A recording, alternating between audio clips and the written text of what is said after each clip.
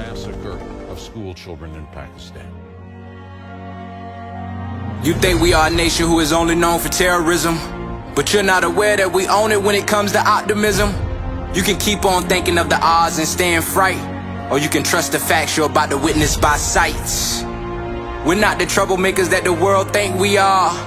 We have achieved a lot that is enough to remove this scar.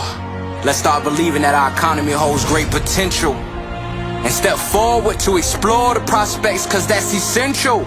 We're not just a remarkable marks present only in the past. Instead, we still hold potential to show the world we're blessed. We were an economy who was followed by others. We got shattered a bit but stood again to aim for treasures.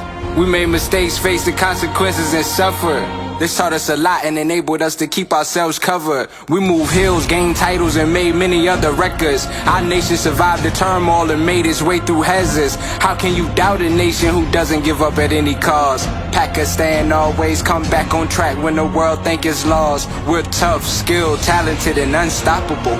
You can check the stats to see how much we're capable. No matter you are a national, regional or international investor, our country has so much to offer. You just name the sector. We're coming forward with the conference of the year. Will you amiably join hands with us and provide your share?